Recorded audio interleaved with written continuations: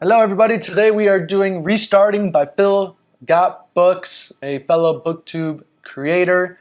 And I just want to preface this review by saying that to anybody out there, tapping into their creative energies, I definitely highly encourage it. I think the purpose of the BookTube community and anybody interested in reading is definitely not to discourage people, or when you're providing feedback, to discourage people from continuing tapping into that creative energy, because any attempt at any creativity should be commended. It's risky, it's scary.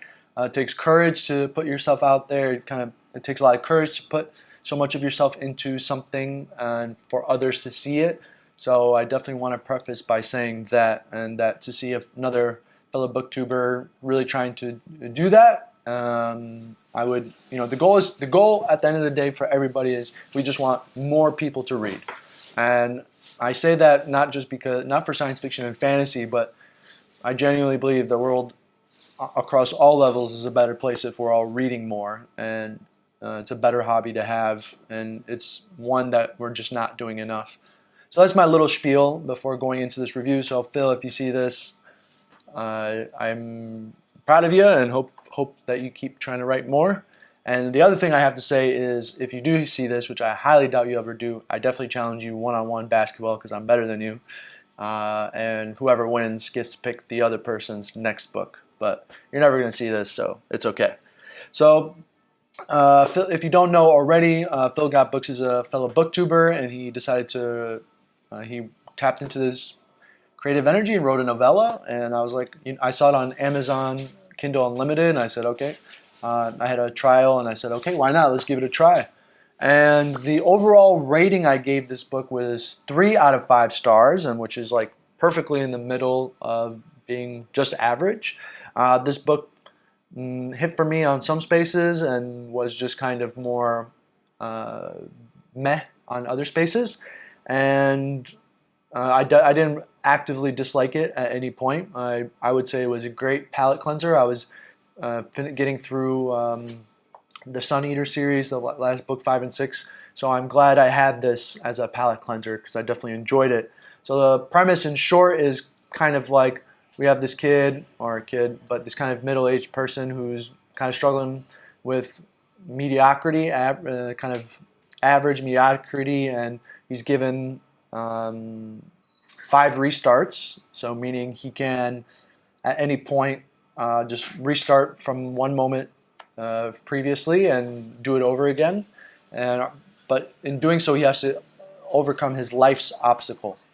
So that's the basic premise. And I would say I didn't actively dislike it, but I wouldn't say I thoroughly enjoyed it, because you should read this if you really enjoy that Dungeon Crawler Carl humor. And Dungeon Crawler Carl is the only book I've read that I would say was above average for me with that kind of vibe and that kind of humor. Hitchhiker's Guide to the Galaxy was an absolute miss for me. Hated it. And so this kind of humor doesn't quite hit with me. But why it did, though, is that I feel that with Phil Got Books, specifically his author, his personality, it kind of definitely flows through his writing style. And so some of the references, which can be a lot related to basketball, was definitely something that was relevant to me and related to me. So I got some cute giggles out of reading those references. So I would say you should read this if you like that Dungeon Crawler Carl vibe and / humor, but you kind of want something more simpler, to the point, but still have that story with heart. And if you enjoy basketball, I think this one's a little bit even more niche. But if you're one of his followers, you're definitely going to enjoy this book. But it is a little bit even more niche with the kind of references than Dungeon Crawler Carl. I think if you're not really into sports, some of those will definitely be more of a miss than a hit for you.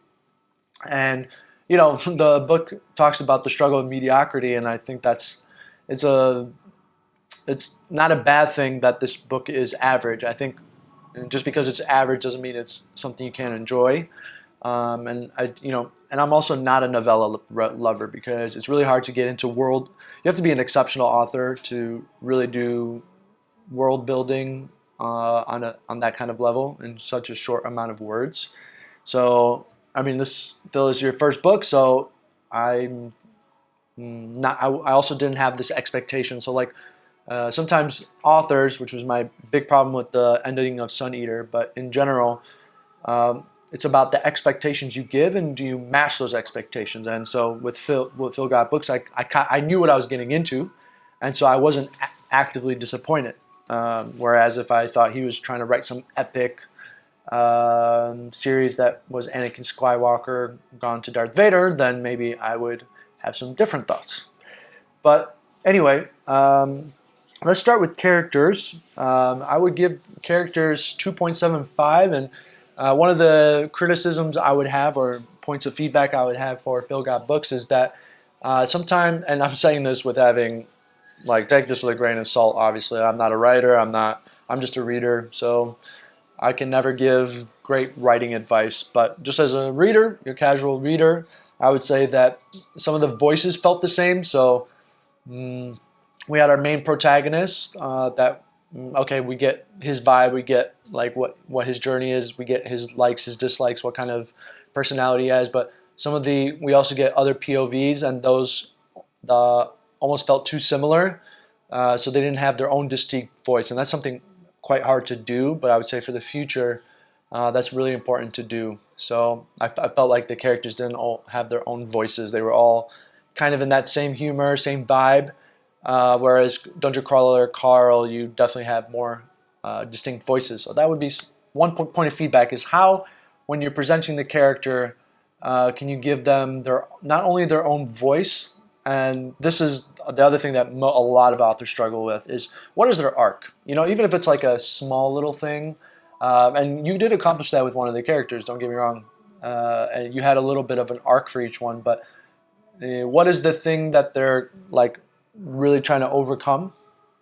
And I think you could have had a little bit more depth to that. Like with the main character, it was fine, but I think with the other POVs, you could have had more depth to, okay, what is their, and it doesn't mean you need to write 300 pages more, but like 20 pages more of why is it important that what they're going through is relevant to the topic, you know, or connecting it in some other way. But that's just my 2 cents. So I gave that 2.75 out of 5 just because the characters didn't quite hit with me as much. I did enjoy the main protagonist. He was cool to read, but not so much the other POVs, and mostly because of that distinction of narration, voice, inner monologue, these kinds of things. But I don't think you're going to actively dislike any of these characters. Then let's go into plot, which actually I think was the strongest component, which I gave 3.25 out of 5, a bit above average. Good mapped out. It's, you know, when you're reading this kind of book, you're not looking for the most incredibly hard science fiction or incredibly sound logic or anything, but if all the points are clicking, and they were definitely kicking here, and it's a cool concept. And there's a little bit of world building with that, where the concept is not just attached to our characters. There's a little bit more to it than that. So it had a good flow, meaning the character struggling with something, then this plot mechanic happens, and the plot mechanic is actually a source of hardship that the character realizes something about themselves because of it. And that's why I think some of the other characters didn't hit as well, because they weren't part of that plot mechanic. For emotional impact, for restarting, it was also, again, 2.75 out of 5, just because I wasn't super invested in this world. Like I said, I enjoyed it, but just these kinds of humor things are never gonna really work with me unless it's done in a way that gets me really invested in the world and our characters. So that's why the emotional impact, although it was a feel-good story, I didn't have like any big issues with it, but I can't say I had a super high impact. World building was 2.5 out of 5. And it's always going to be, I'm always going to give low ratings to novellas with world building. I think the only couple books I've really read that really blew my mind, and I have a lot more to read, was Elder Race by Adrian Sosovsky, if I'm pronouncing that correctly. I really like Elder Race. I don't know what it was about that short story, but it was amazing. So I think what if you're doing world building in a world that's still like our world, right? Then what does that mean? And I guess that's always, if you're kind of reading historical fiction, it's like you really imagine yourself and the character, and you're interested. Like if our character is growing up in a village, you're interested in everything to do with that village, you know. And it can be harder to do in very contemporary, but at the same time, it's like how invested you become in the world that you're reading. And here, it's more of a character driven and plot driven. It can be there's not a lot to love here in terms of world building, but I wouldn't say it was absolutely terrible or anything. But something to think about, especially when you have that kind of sci-fi plot mechanic, is how can you get somebody more invested in the world that they're kind of pushing through, right? And it might be more character work, or like an example, Upgrade by Blake Crouch. It's the modern world, but in a kind of a big sense, you're invested in that stakes of the world, right? Because you do get some, I don't know, I might be rambling, but that's I would feel. Dialogue and prose, I gave 2.75 out of 5, excuse me, and nothing. Some critique I would have is the descriptions of things. I think, and dialogue is. There were some instances that it felt a little bit repetitive, and I think if you're going to be niche with your humor, like basketball references, of course, do you. But I would say you need to, I think, expand a bit more in terms of. I mean, I guess I say that reluctantly. I would say I was going to say if you have a niche, kind of dive more into that niche. But at the same time, I mean, there is other characteristics to like there. But I would say the descriptions of things sometimes were, I think I needed a little bit more. I think I needed a little bit more description or narration on emotional things that were happening with characters. And some adjustments with the descriptions of like the different things that were happening. And for example, with the the main side character, I needed more imagination about what that person would be. But again, this kind of humor is just really not that much into me. So that kind of simplicity, like with Dungeon Crawler Carl or something. I mean, Dungeon Crawler Carl is not simplistic. I should not say that. But that kind of world, like, it makes me less like that was the thing about Dungeon Crawler Carl that I was like really invested in. Is I was super invested in the world that was created by this character just basically going into a video game maze, right? That's created by this big universe and so on and so forth. Like, I got really invested in the world despite the humor not being quite there for me. And so got invested in the plot, and then the characters really grew on me quite significantly.